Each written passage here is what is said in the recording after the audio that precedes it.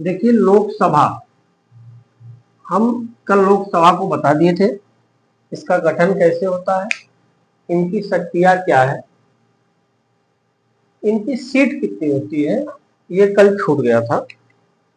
इन्हें क्या है कि लोकसभा में अधिकतम सीट कितनी होती है,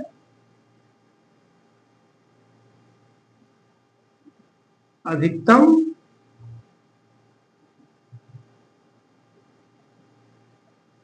552 हो सकती है। इस 552 सीट में 530 सीट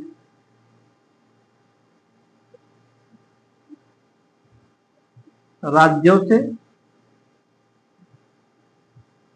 20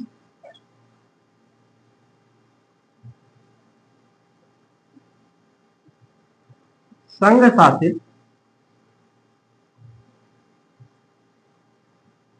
प्रदेशों से और 2 सीट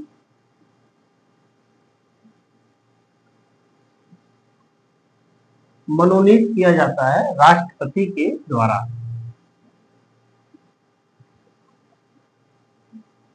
मनोनीत होते हैं राष्ट्रपति के द्वारा, ठीक है। लेकिन वर्तमान में है कितनी, 545 सीट। संविधान में एक प्रावधान जोड़ा गया है, देखिए 104वां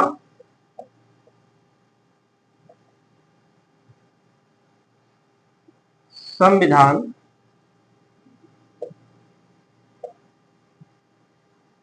संशोधन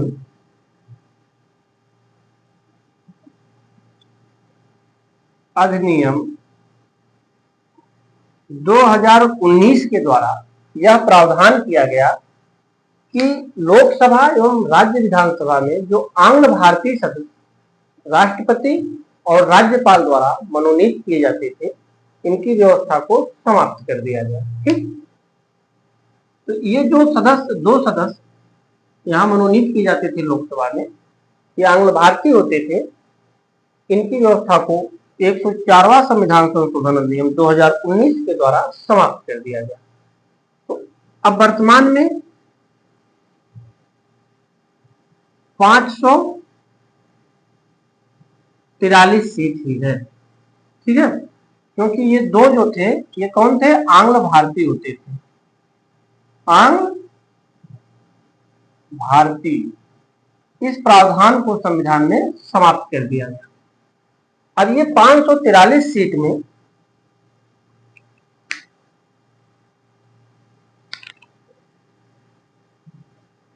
530 सीट राज्यों द्वारा, राज्यों से और 13 सीट संघ शासित प्रदेशों से।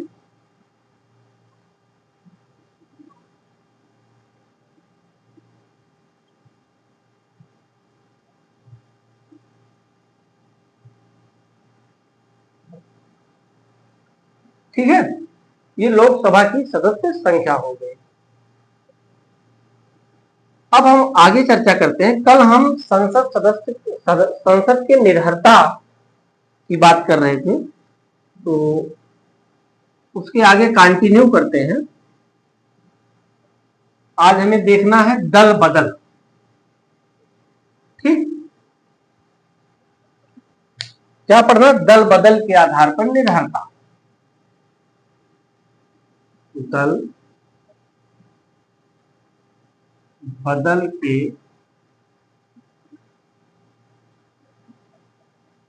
आधार पर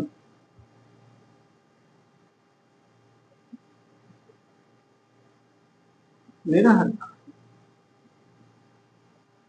देखिए, हम आपको पहले बता देते हैं, दल बदल मूल संविधान में इसकी व्यवस्था नहीं, लेकिन 52वां संविधान संशोधन अधिनियम 1985 के द्वारा इसको संविधान में जोड़ा गया। समस्या यह थी कि राजनीतिक अस्थिरता काफी विद्यमान थी। लोग एक दल से चुन के आते थे और राजनीतिक लाभ या अपने लाभ के लिए वो दूसरे दल में चले जाते थे। जैसे कोई व्यक्ति बीजेपी से चुनाव जीता है, मान लीजिए, और यहां से 10 व्यक्ति कहां चले जाते हैं, कांग्रेस में चले जाते हैं।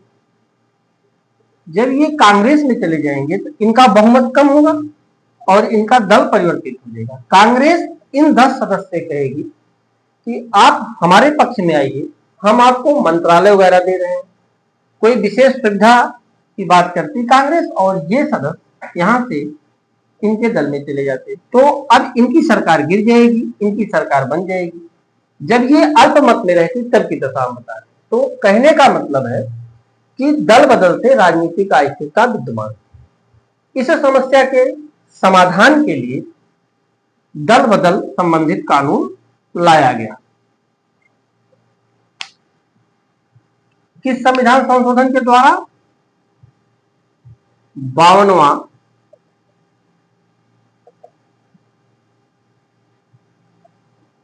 संविधान संशोधन अधिनियम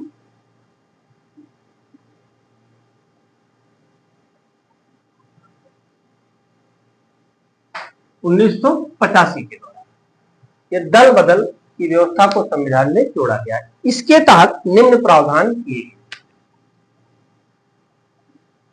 देखिए, इसमें 4 कंडीशन है। पहली कंडीशन यह है कि कोई व्यक्ति जिस दल के टिकट पर चुनाव जीतकर संसद में आया है, अगर उस दल का त्याग करता है तो वह दल बदल के तहत दोषी माना जाएगा। दूसरी कंडीशन यह है कि कोई व्यक्ति यदि अपने दल के निर्देशों का पालन नहीं करता है तो वह दल बदल के तहत दोषी माना जाएगा।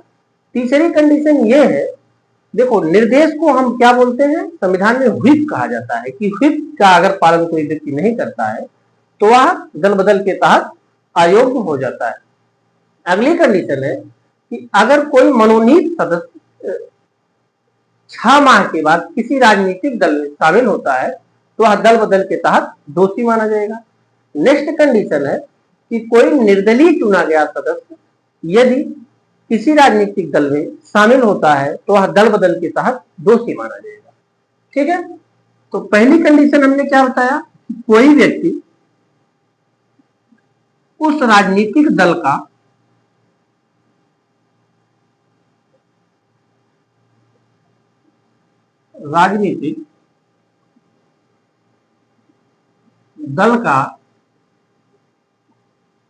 त्याग करता है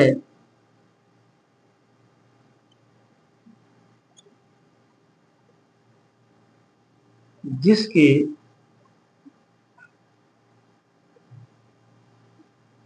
टिकट पर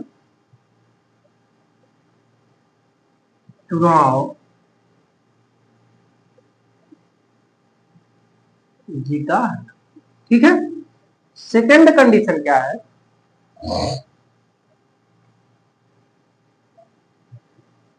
यदि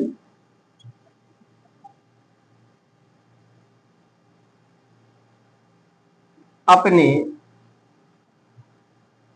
दल के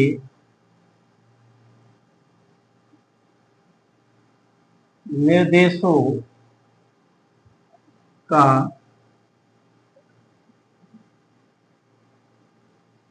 पालन नहीं करता है। ठीक, निर्दलीय चुना गया सदस्य यदि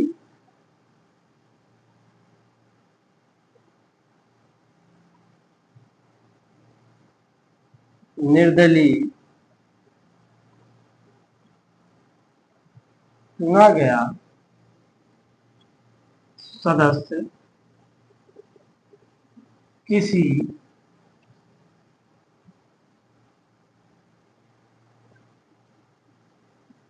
राजनीतिक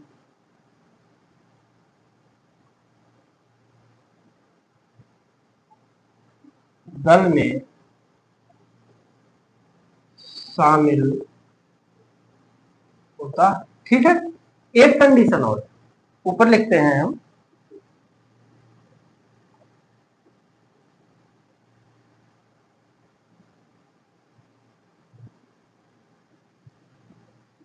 नामित सदस्य, नामित या नाम निर्देशित, निर्देशित या मनोनीत एक ही शब्द है।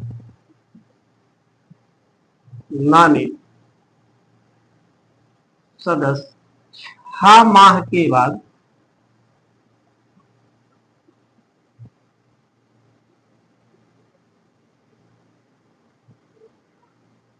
किसी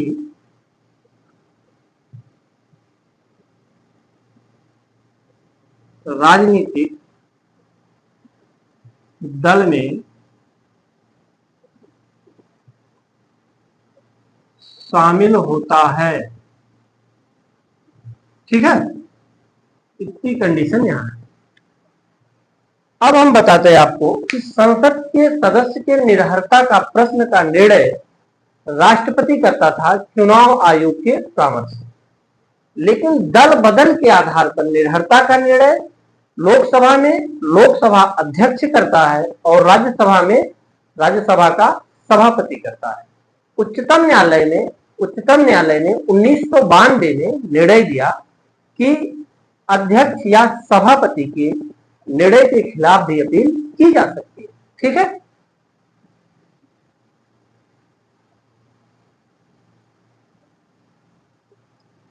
अगली कंडीशन क्या है? दल बदल के आधार पर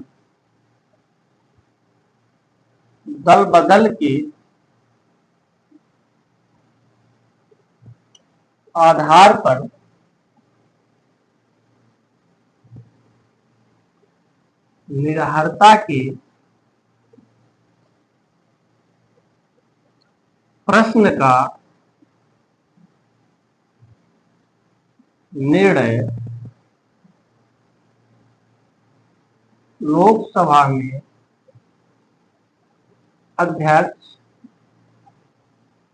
राज्यसभा में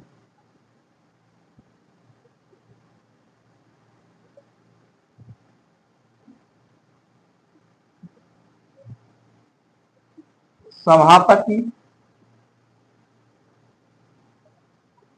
करता है।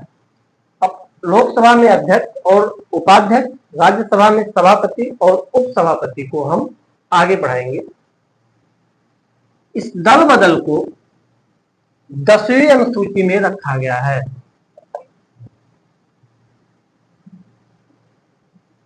ये जब अनुसूची पढ़ाएंगे हम आपको आगे तब बताएंगे। ठीक है, हमने आपको बताया कि दल बदल के आधार पर निर्हरता, इसके लिए 4 कंडीशन हम बताए आपको, और हमने बताया कि दल बदल के आधार पर निर्हरता का निर्णय लोकसभा में लोकसभा अध्यक्ष और राज्यसभा में राज्यसभा का सभापति करता है। कुछ और आधार हैं जिसके आधार पर हम संसद के सदस्य को निर्हर करार देते हैं, जैसे दोहरी सदस्यता। देखिए, हर चीज लिखी नहीं जा सकती या लिखाई नहीं जा सकती है, हम आपको समझा रहे हैं दोहरी सदस्यता क्या होती है। दोहरी सदस्यता, ठीक है, मान लीजिए कोई व्यक्ति, ये है आपका लोकसभा,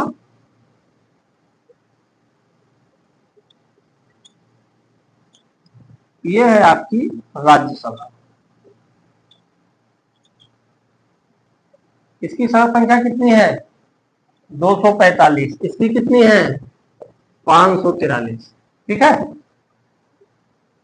अगर कोई व्यक्ति एक साथ दोनों सदनों का सदस्य चुन लिया जाता है, कोई व्यक्ति एक साथ दोनों सदनों का सदस्य चुन लिया जाता है, तो उसे स्वेच्छा से 10 दिन के भीतर यह बताना होगा कि वह किस सदन का सदस्य है, अन्यथा ये राज्यसभा की सदस्यता इसकी चली जाएगी। पहली कंडीशन ये है। दूसरी कंडीशन है, अगर कोई व्यक्ति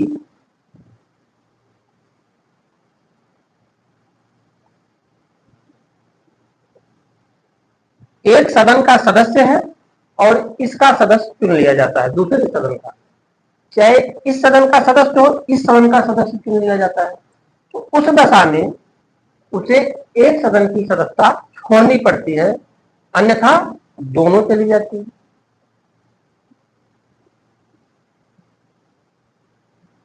सॉरी ये गलत है। पहली कंडीशन हमने आपको बताया कि अगर एक साथ कोई व्यक्ति है जो एक साथ दोनों सदन का सदस्य चुन लिया जाता है, तो वह 10 दिन के भीतर यह बताएगा कि वह किस सदन का सदस्य रहेगा, अन्यथा राज्यसभा की सदस्यता चली जाएगी, इसकी सदस्यता चली जाएगी। पहली कंडीशन ये होगी।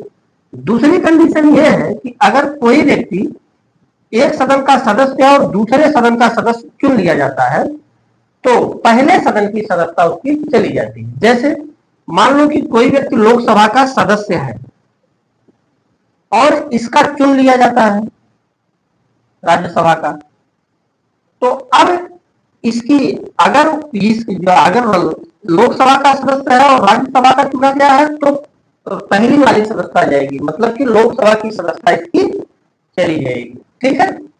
अगर कोई व्यक्ति एक ही सदन में 2 सीटों से, मान लो ये अम्बेडकर नगर है और ये फैजाबाद है,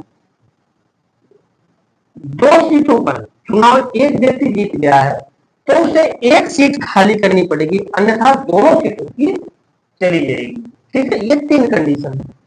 इसी के साथ कोई व्यक्ति एक साथ संसद और राज्य विधानमंडल दोनों का सदस्य नहीं रह सकता है। अगर कोई व्यक्ति दोनों का सदस्य चुन लिया जाता है, तो उसे 14 दिन के भीतर यह बताना पड़ेगा कि वह किसका सदस्य रहेगा, अन्यथा संसद की सदस्यता उसकी चली जाती है। ठीक है, ये हमने कहा दोहरी सदस्यता की कंडीशन। देखो राज्य विधानमंडल क्या होता है, हमने कहा कि संसद में लोकसभा है, राज्यसभा है, प्लस राष्ट्रपति, मतलब 2 सदन संसद में है। उसी प्रकार राज्य विधानमंडल में राज्य विधान मंडल, इसमें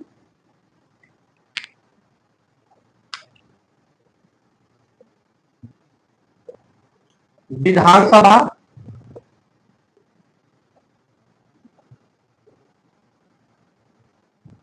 विधान परिषद और राज्यपाल शामिल होते हैं। ठीक है, तो ये 2 सदन है आपके विधानमंडल में। हम 2 सदन की बात करते हैं कि हमने यही बताया अगर कोई व्यक्ति संसद का सदस्य है प्लस राज्य विधानमंडल का भी सदस्य चुन, दोनों में से किसी सदन का सदस्य चुन लिया जाता है, तो उसे 14 दिन के भीतर यह बताना होता है कि वह संसद का सदस्य रहेगा या राज्य विधानमंडल का, अन्यथा संसद की सदस्यता उसकी चली जाएगी। ठीक है, तो ये आपकी दोहरी सदस्यता होगी। पद त्याग, अगला कंडीशन क्या है निरंतरता के लिए? पद त्याग। कोई भी सदस्य अगर लोकसभा का है तो लोकसभा अध्यक्ष को, अगर राज्यसभा का सदस्य है तो राज्यसभा के सभापति को अपना त्यागपत्र दे सकता है। ठीक है, लोकसभा अध्यक्ष को और फिर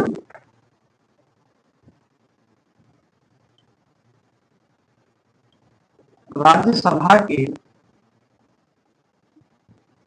सभापति को स्वेच्छा से त्यागपत्र दे सकता है।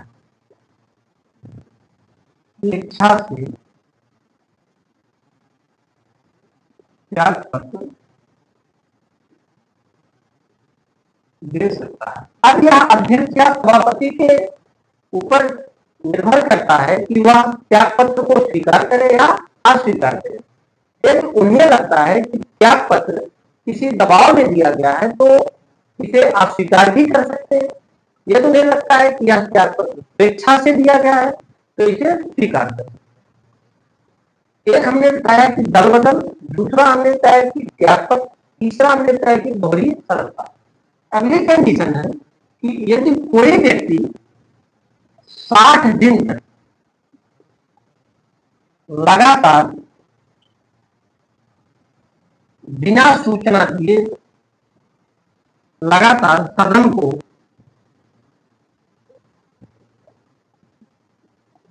बिना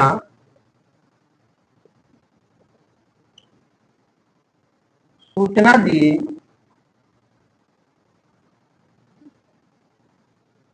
अनुपस्थित रहता है तो इसकी सदस्यता चली जाएगी। इन सब आधार पे हमें मिलता है कि संसद की सदस्यता समाप्त हो। ठीक है, अब हम नेक्स्ट चर्चा करेंगे लोकसभा में लोकसभा अध्यक्ष और राज्यसभा में राज्यसभा के सभापति। ठीक है, इसको हम नेक्स्ट वीडियो में देखते हैं।